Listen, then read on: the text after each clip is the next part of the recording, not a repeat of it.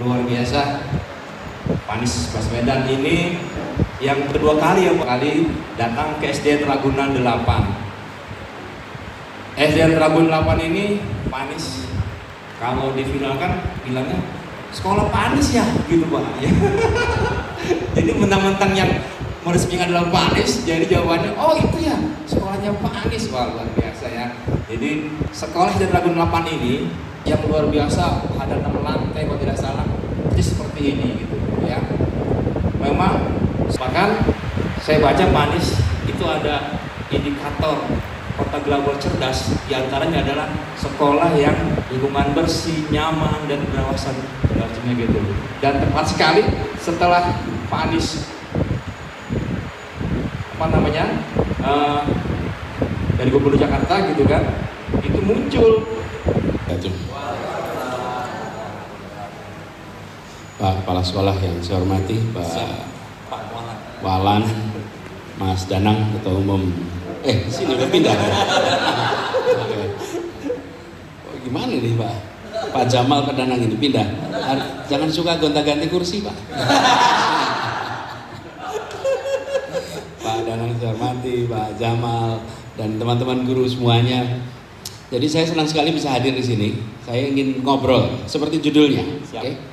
Kalau boleh saya ubah settingnya ya, supaya kita ngobrol beneran. Ini kita sedang berpanggung dan Bapak Ibu nonton. Iya, kalau kita di atas panggung begini cara. Jadi yuk kita ubah ya. Saya mau ngobrol, minta flip chart. Tadi saya sudah minta flip chart di sini. Bapak Ibu, saya ngubah setting kursinya ya. Bapak Ibu kalau boleh nih, Bapak Ibu di sini. 1 2 3 4. Kursinya pindah ke sebelah sini. 1 2 3 4, pindah ke sebelah sini. Ini benar-benar ngomong Pak. Mundur. Yang sini nggak usah.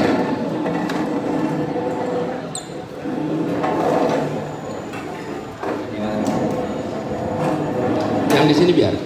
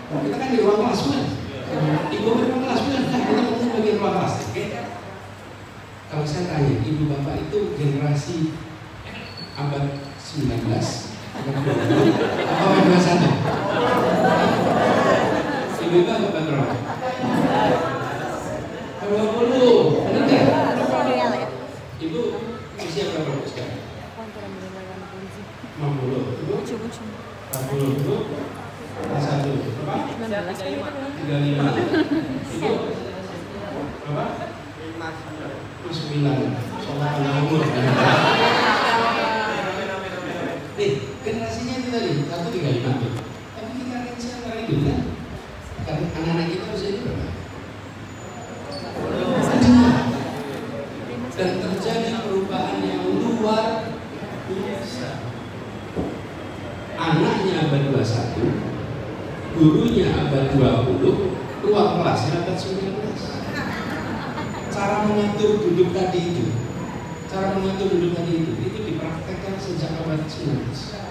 Dan kita sekarang di ruangan kita segitu terus. Beranilah membuat perubahan. Karena kita sedang berusaha dengan generasi yang beda.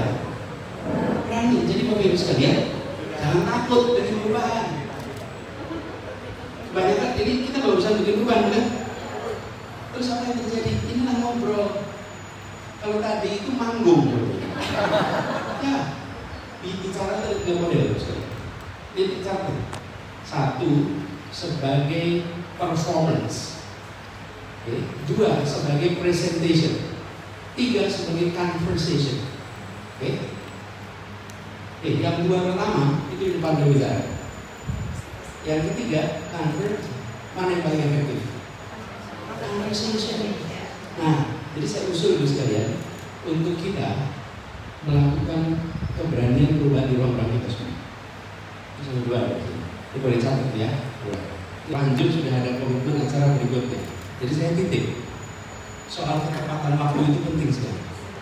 Kalau bisa igi sama dengan on time. Kenapa? On time. Terus sekalian ini salah satu persyaratan masa depan. Anak-anak kita akan hidup di era on time. Ketika MRT diluncurkan di Jakarta, waktu saya katakan MRT ini adalah public education. Kenapa public education? Karena MRT itu mengajarkan kepada publik Jakarta kebiasaan baru. Misalnya, tadi ngomong waktu, itu waktunya nggak bisa telepon, tolong ya ditahan, nggak bisa. Mau gubernur, mau presiden nggak bisa, minta MRT nggak bisa, itu akan jalan, nggak akan itu. Dan kemudian harus antri, betul nggak? Dilatih untuk antri. Lalu ada seorang menteri itu pernah ketemu saya bilang, Mas, saya ngasih masukan, yang artinya kenapa? Kurang tempat sampah. Ya, tempat sampahnya kurang. Terus saya jawab, tidak ada tempat sampah, Bu. Lalu kalau ada sampah dikantongin bawa pulang. Tentang dengan apa? Itu namanya latihan. Nah, Bapak sekalian, kita ingin ke depan, mas anak-anak kita yang di Jakarta ini, benar-benar juga seluruh Indonesia disiapkan untuk masa depan. Dan salah satu masa depan itu adalah penghargaan atas waktu. Karena urutan asal. Coba Zoom meeting, bisa nggak gini? Nggak bisa semua orang dari depan. Betul bisa? Nggak bisa lagi. Nah, saya usul ya, jadi ini jadi perhatian. Nah, sekarang apa yang saya ingin ngomongin di sini? Soal Bapak Ibu Guru sebagai pendidik, apa yang dibutuhkan untuk kita ini sebagai pendidik, sebagai manusia, karakter apa yang paling penting untuk kita miliki? Nah, ya, pembelajaran. Ini karakter saya usul yang nomor satu adalah karakter apa?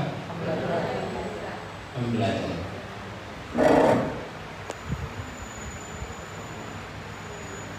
Dalam bahasa Inggrisnya apa namanya pembelajaran itu? Apa namanya? Learner. Dari kata pembelajaran. Pembelajaran itu ada dua.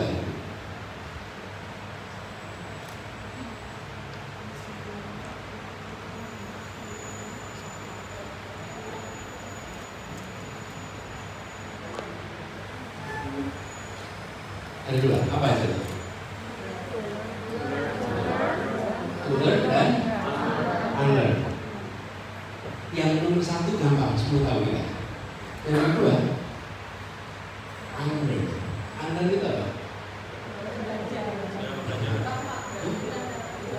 Bukan. Unlearn itu mengubah yang sudah nempel sebagai pembelajaran kita. Itu namanya unlearn. Saya mau ngomong ini kebetulan kita berada di sekolah net zero itu ketika dibikin, jadi boleh share ke teman-teman di studinya. Kenapa kok kita bikin net zero? Kerusakan lingkungan itu terjadinya jangka panjang. Sampai sekarang terjadi kerusakan lingkungan. Perbaikannya juga jangka panjang. Nah, untuk memperbaiki jangka panjang itu, kita harus melakukan perubahan kebiasaan. Sampah dikumpulkan satu tempat, jadi sampah harus dipilah, betul ya? Kemudian sampah yang asalnya dikubur menjadi didaur ulang. Itu adalah kita belajar yang baru. Rancangan gedung dibuat supaya minim menggunakan AC. Nah, ini semuanya adalah pembelajaran. Siapa yang diajari? Diajari kita ini yang sudah terlanjur. Sekarang yang sudah terlanjur sampahnya jadi satu. Itu yang dilakukan apa? Unlearning. Unlearning kita semua. Karena kita sudah terlanjur menggunakan praktek yang salah. Nah, pertanyaannya, bagaimana dengan yang belum? Yang belum harus learningnya pakai cara lama, cara baru. Nah, karena cara baru gunakan lagi zero school, sehingga anak-anak yang baru dari kecil sudah terbiasa dengan sampah di pilah, sampah didaur ulang. Bagi mereka ini namanya learning. Bagi guru yang namanya unlearning. Ya? Kalau saya karena itulah penting dalam jangka panjang, jangan hanya mengubah yang orang-orang yang sudah kita ini yang sudah terlanjur salah, ya kan, diubah. Tapi kita juga harus menyiapkan generasi baru dengan cara yang bukan. Itulah kenapa net zero school jadi penting. Karena begitu anak melakukan ini di sekolah, apa yang terjadi? Pulang ke rumah dia mengkoreksi rumahnya. Ini sampah di sini kok nggak dipilah ya Bu ya? Terus ibunya bilang ya karena di kampung nggak dipilah. Kita pilah di sini, di kampung dikumpulin lagi. Nanti lama-lama kampungnya juga akan milah. Jadi anak itu apa? Poin ini Bu sekalian, saya ingin titip pada Bu sekalian. To learn and to unlearn. Ini dan apa karakter utama yang tadi saya sebutkan itu? Kenapa ini penting? Tambahkan yang Bapak Ibu dari serata disiplin, pinter, itu tambahkan aja. Itu semua karakter. Tapi karakter paling utama adalah karakter, karena inilah yang sekarang menjadi kata kunci untuk masa depan.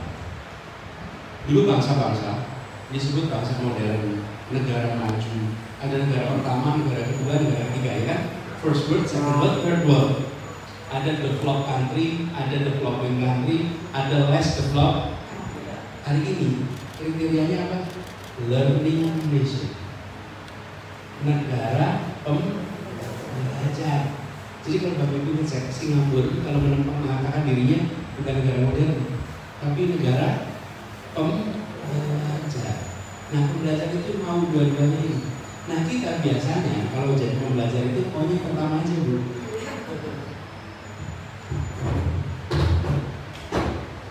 Kita maunya yang pertama aja, yang to learn, yang to unlearn itu, aduh, gimana ya? Karena kita merasa udah kebiasaan, sudah melekat. Nah, saya titip Bapak sekalian, siapkan dulu ini. Yang ini Bapak Ibu perluas wawasan, ikut diskusi seperti ini. Saya terus terang salut nih. Yang diceritakan dari Pak Jamal, datang ke sini, gak dikasih ongkos transport, gak ada surat tugas, tapi inilah sifat pembelajar yang sesungguhnya. Nah, sama belajar, kan demi siapa? Demi anak-anak kita, bahkan demi kepuasan kita juga sebagai guru. Dan ini yang selalu karakter menarik dari guru itu, karakter ini mau apa? Belajar. Jadi yang tinggi ujungnya. Ini dari Jakarta ya. SD SMP Jakarta. Yang dari SD